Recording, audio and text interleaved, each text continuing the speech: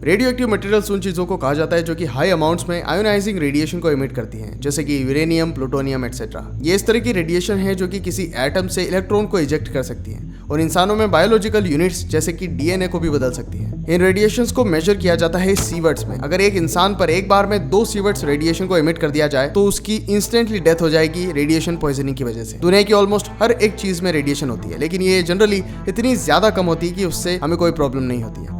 Normal environment में धूप और आसपास की सरफेस से आने वाली रेडिएशन 0.15 से 0.3 माइक्रोसीवर्ट्स पर आवर के बीच होती है। एक सीवर्ट्स में 10 लाख माइक्रोसीवर्ट्स होते हैं और इसीलिए इतनी कम रेडिएशन होने की वजह से हम आसानी से फंक्शन कर सकते हैं और हमें कोई प्रॉब्लम नहीं होती। और इसीलिए मोबाइल फोन्स को इस्तेमाल करना सेफ होता है, क्योंकि उनके अंदर से निकलने वाली रेडिएशन हमारे नेचुरल बैकग्राउंड रेडिएशन से काफी ज्यादा सिमिलर होती है। हालांकि पूरी पृथ्वी पर ये बैकग्राउंड रेडिएशन सिमिलर नहीं होती है। ऐसी कई सारी जगह हैं, जैसे कि एक न्यूक्लियर बॉम्ब टेस्ट साइट या फिर एक ऐसी जगह जहां पर एक न्यूक्लियर एक्सीडेंट हो चुका हो, उनका बैकग्राउंड रेडिएशन बहुत ज्यादा होता है। यूएसए का ट्रिनिटी टेस्ट साइट, जहां पर कि दुनिया का सबसे पहला न्यूक्लियर बॉम्ब टेस्ट किया गया था और वो भी ओपन एनवायरनमेंट में, वहां आज भी रेडिएशन लेवल 3 माइक्रोसीवर्ट्स पर आवर तक रहता है, जो कि नॉर्मल से थोड़ा ज्यादा है। चेर्नोबिल का न्यूक्लियर पावर प्लांट, जहां के रिएक्टर नंबर 4 का 1986 में एक्सीडेंट हो गया था, वहां बहुत ज्यादा अमाउंट में न्यूक्लियर वेस्ट चारों तरफ फैल गया था। इतने सालों के बाद भी वहां normally 5 माइक्रोसीवर्ट्स per hour background radiation रहता है। और वहीं चेर्नोबिल यूक्रेन के एक हॉस्पिटल में, जहां की उन फायर फाइटर्स के कपड़े हैं जो कि रिएक्टर में लगी आग को बुझाने के लिए वहां गए थे और उन पर हैवी रेडिएशन लीक हुआ था,